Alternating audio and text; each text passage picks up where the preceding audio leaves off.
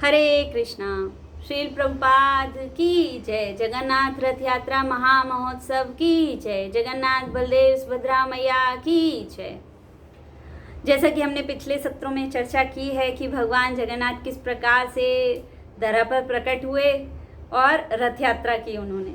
अब हम आज चर्चा करेंगे जगन्नाथ जी की कुछ कथाओं की, कि किस प्रकार से जगन्नाथ जी अपने भक्तों के संग में रेसिप्रिकेट करते हैं, कथाएं करते हैं। जगन्नाथ जी के एक भक्त थे मनोहर। बहुत ही उच्च कोटि के भक्त थे। बहुत ही सरल भाव से वो भगवान की भक्ति किया करते थे। एक दिन उनके मन में विचार आया कि वे भगवान जगन्नाथ को कमल के पुष्प की माला चढ़ाएं। अब कमल के पुष्प समुद्र के तट के पास तो मिले नहीं उन्हें, तो उन्हें उसके लिए बहुत दूर पर्वत पर जाना पड़ा, एक गिरियांचल पर जाना पड़ा। जब वे वहाँ पर पहुँचे तो उन्हें बहुत सारे कमल के पुष्प मिले। मनोहर भक्त जो थे उनको मनोहर जी ने सारे जितने पुष्प कमल के वो इकट्ठे कर सकते थे उन्होंने वो इकट्ठे किए, पोटली बांधी, लादा उसको और चल दिए जगन्नाथ जी के पास में। जब तक वे जगन्नाथ जी के पास पहुँचे तब तक फूल मुरझा गए। कुछ फूल काले पड़ गए, कुछ फूल मुरझा गए, कुछ फूल थोड़े डल से हो गए। बहुत दुख हुआ मनोहर जी को कि बोले मैं तो फूल लाया था और ये फूल तो खराब हो गए हैं, कैसे अर्पित हों। अब उन्हें भाव बहुत था कि भगवान को फूल चढ़े कमल के, बहुत भाव था उनको। उन्होंने पुजारी से कहा कि भाई मैं ऐसे ऐसे करके वहाँ गया था गिरियांचल और वहाँ से ये कमल के पुष्प लाया हूँ, परंतु ये पुष्प तो मुरझा गए हैं, आप चढ़ा दोगे क्या? तो बोले अरे ये मुरझाए हुए पुष्प ये कैसे चढ़ा सकते हैं? पंडे ने जवाब दिया उन्हें। तो उन्होंने कहा बड़ा दुखी भाव से, ठीक है अब भाई कुछ कर तो सकते नहीं थे वो, कुछ नहीं है। वहाँ बैठे बैठे विलाप करने लग गए वो, और खूब रोए जाएं, आंसुओं की धाराएं उनकी बहती ही चली जाएं। जब उनकी अश्रुधाराएं बह रही थीं तो भगवान जगन्नाथ तक उनके हृदय का जो दर्द था वो पहुंचा। जगन्नाथ जी ने सारा ब्यौरा किया, सब पता किया, देखा, उन्होंने पता किया कि क्या चल रहा है। जगन्नाथ जी को पता चला कि भैया ये जो पुष्प थे ये पुष्प मुरझा गए हैं, इसलिए ये मनोहर बहुत रो रहा है, बहुत दुखी और उदास है। जगन्नाथ जी ने भी बजाई चुटकी और सारे फूलों को हला कर दिया, सारे फूल ताजे कर दिए। ये दृश्य देख के वहाँ के जो पंडे थे ना वो हैरान हो गए। बोले अरे अभी तो ये मैंने देखे थे मुरझाए हुए पुष्प थे, अब ये खिल कैसे गए? मुरझाया हुआ पुष्प क्या कभी खिल सकता है? केवल एक कारण से खिल सकता है, भगवान की कृपा से। और सारे फूल, सारे कमल के पुष्प खिल गए। फिर पंडों ने वो पुष्प श्री जगन्नाथ जी को चढ़ाए। आज भी जगन्नाथ जी को एक दिन पुष्पों की माला चढ़ाई जाती है, कमल के पुष्पों का हार चढ़ाया जाता है। अब दूसरी कथा, भगवान श्री जगन्नाथ जी की एक बहुत ही अच्छी भोली भाली सी एक भक्त थी कर्माबाई। कर्माबाई नित्य प्रति भगवान को भोग लगाया करती थी, सुहृद भाव से, सहजता से। ना उन्हें कोई मंत्र याद थे, ना कोई उन्हें नियम पता थे, बस उन्हें ये पता था कि मुझे भोग लगाना है जगन्नाथ जी को। तो वो डेली जगन्नाथ जी को भोग अर्पित किया करती थी। कोई नियम नहीं था उनका। अब इसका मतलब ये नहीं है कि हम भी नियम ना बांधे, नहीं। जैसा कि गुरु और आचार्यों ने वर्णन किया है कि हमें खाना बनाने से पहले, खाना बनाते समय और खाना बनाने के बाद किन नियमों का पालन करना चाहिए, उन नियमों का हमें अवश्य ही पालन करना चाहिए। वे कर्मा बाई थी, वो बहुत शुद्ध भक्ति की लेवल की भक्त थी। मैं तो अभी डाउन स्टेज पे हूँ, डाउनेस्ट। तो जो कर्मा बाई थी वो नित्य प्रति भगवान जगन्नाथ जी को भोग लगाती थी खिचड़ी का।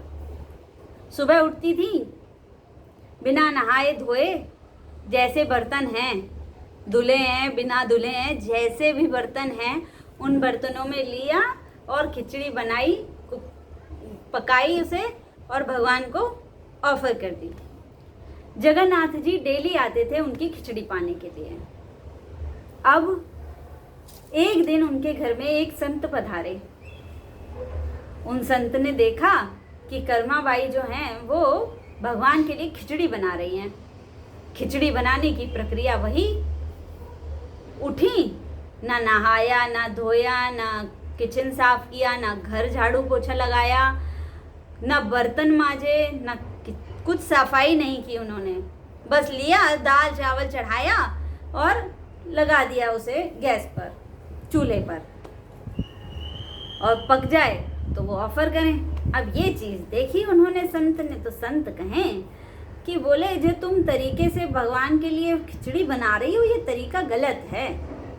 ऐसा शास्त्रों में वर्णन नहीं है कि इस प्रकार से खिचड़ी बनाई जाए या खाना बनाया जाए, भोजन बना के भगवान को अर्पित किया जाए। तो वो तो डर गई कर्मा भाई कि बोले अरे भगवान को मैंने सही से बनाया कि नहीं खिलाया खाना। तो उन्होंने क्या किया कि जो वो ब्राह्मण थे, जो संत थे, उन संत से पूछा भाई कैसे बनाऊं। तो संत ने कहा सुबह उठो, नहाओ धो, किचन साफ करो, घर साफ करो, बर्तन साफ करो, उसके बाद में खिचड़ी बनाओ, भगवान को बुलाओ आग्रह से, फिर भगवान को पवाओ। तो उन्होंने कहा अच्छा ठीक है। अब अगला दिन हुआ, कर्मा बाई ने वैसा ही किया।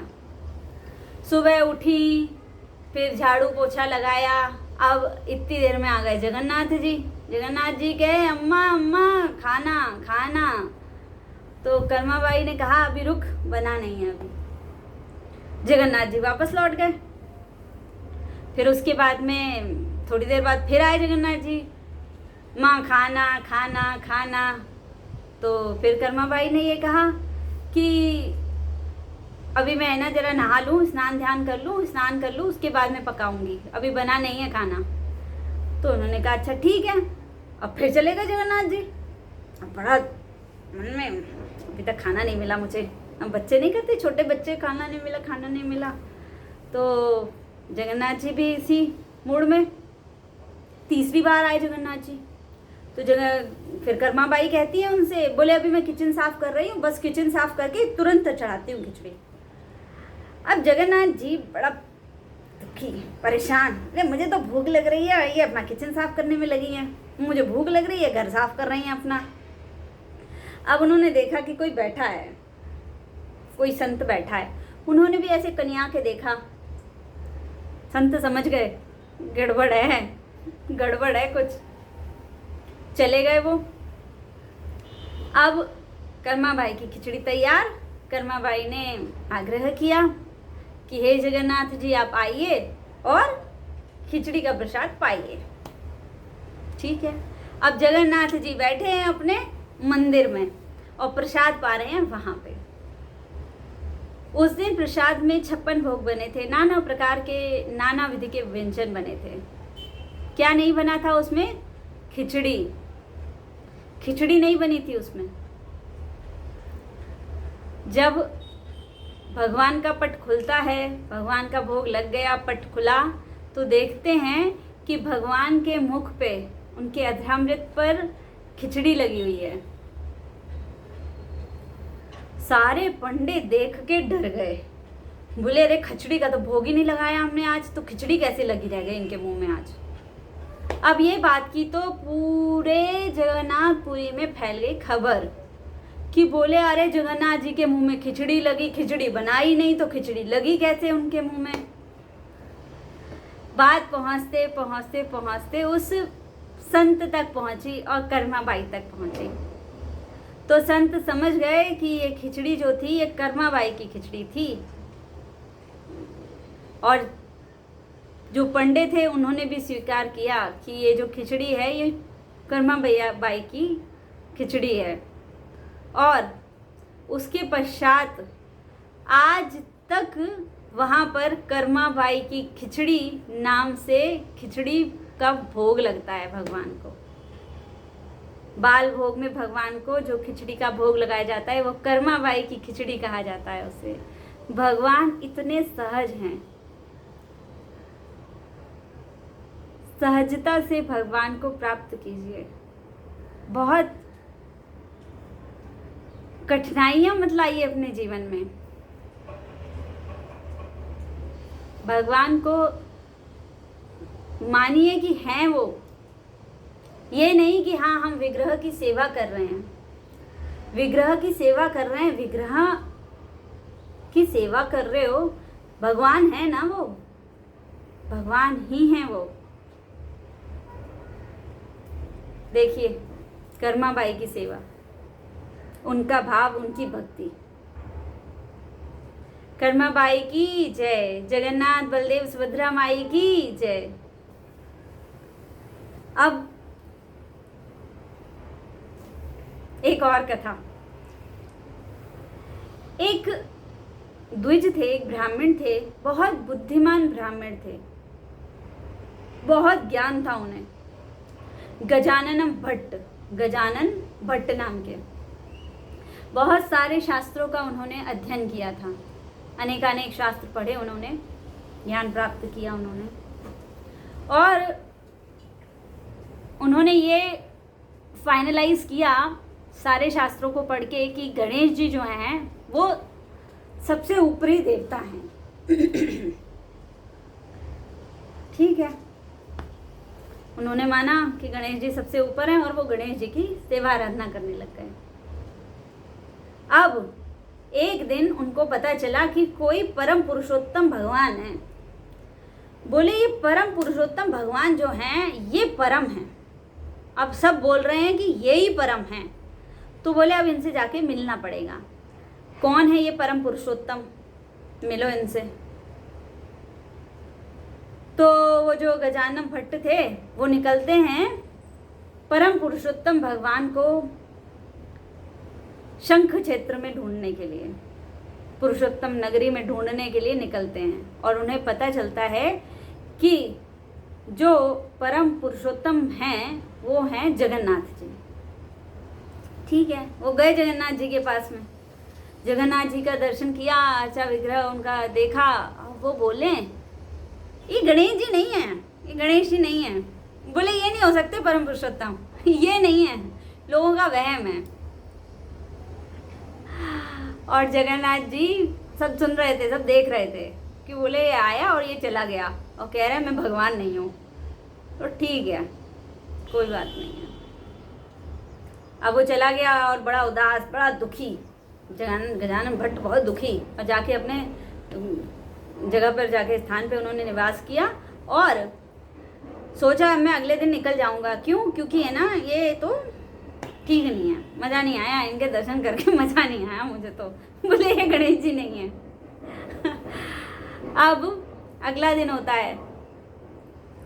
अगले दिन होने से पहले रात्रि में जो वहाँ के राजा थे उनको स्वप्न आया कि ऐसे ऐसे करके मेरा एक भक्त आया है गजानन भट्ट करके, उसको मेरे विग्रह के दर्शन करने हैं गजानन रूप में। ठीक है। अब उस दिन थी स्नान यात्रा, जो अगला दिन था उस दिन थी स्नान यात्रा। अब लेकर गए वो उस गजानन भट्ट जो थे उनको वो राजा लेकर गए अपने साथ में दर्शन करवाने के लिए जगन्नाथ जी का। श्री विग्रह के पास में ले जाते हैं, जगन्नाथ जी के पास में ले जाते हैं, उनकी आंखों पे बांध देते पट्टी। उनकी आंखों पे जब पट्टी बांध देते हैं वो, और फिर कहते हैं टच करो इन्हें, टच करो। अब वो जो गजानन थे ना वो उनको टच करते हैं और टच करते हैं तो वो कहते हैं हाँ नाक तो खूब लंबी है इनकी, तो बोले हाँ कान भी ठीक है, हाँ हाँ हाँ, और ऐसे पूरा टच करके छू छुआ के वो कहते हैं हाँ यही गणेश जी हैं। और जगन्नाथ जी को बोलते हैं हाँ हाँ यही गणेश जी हैं। फिर कुछ नहीं है, फिर उसके बाद अगले दिन में वापस से दर्शन करते, बोले नहीं ये तो सही नहीं है। बोले कहाँ है? फिर बोले फिर आँख पे पट्टी बांधो, फिर देखी तो बोले अरे हाँ ये तो गजानन है। तो इस कारण से गजानन जो है ना उनका रूप धरते हैं जगन्नाथ जी हर वर्ष उन गजानन भट्ट जी की स्मृति में गजानन रूप रखा जाता है भगवान का। जगन्नाथ जी आपने देखा होगा, दर्शन किया होगा कि भगवान जगन्नाथ जी को सूंड लगाई जाती है, उनका तैयार किया जाता है, उनका वेश बनाया जाता है जैसे गणेश जी का वेश है उस प्रकार से। तो भगवान किस प्रकार से अपने भक्तों की भावनाओं का भी ध्यान रखते हैं। और हम भगवान से पूछते हैं कि आपको क्या चाहिए भगवान। पूछना चाहिए ना हमें भगवान से कि भगवान क्या करें आपके लिए जिससे आप प्रसन्न हो, क्या चीज़ दें हम आपको जिससे आप प्रसन्न हो। भगवान तो समझ जाते हैं। देखिए कैसे गजानन की इच्छा को समझ लिया उन्होंने, किसी गजानन रूप में मेरा दर्शन करना है। गजानन भट्ट का हृदय की बात समझ ली उन्होंने और गजानन रूप में उन्हें दर्शन करवा दिया। ऐसे हैं भगवान श्री जगन्नाथ। इस प्रकार से हमने जगन्नाथ रथ यात्रा महामहोत्सव में ये 5 दिवसीय कथा कही है, श्रवण किया है। विचार तो कुछ इस प्रकार से था कि ये 5 दिवसीय कथा रहे,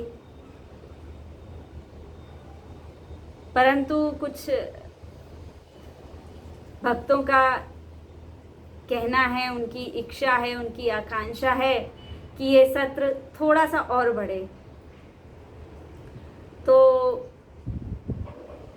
एक जो बहुत इम्पोर्टेंट जगन्नाथ जी की लीला है नव कलेवर, वो बहुत इम्पोर्टेंट है।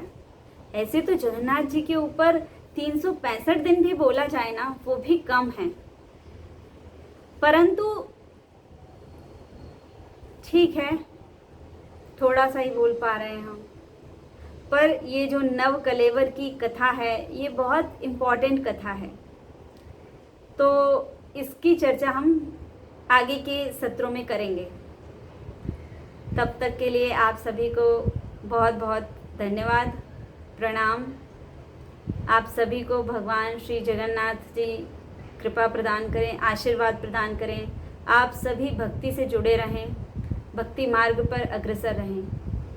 हरे कृष्णा।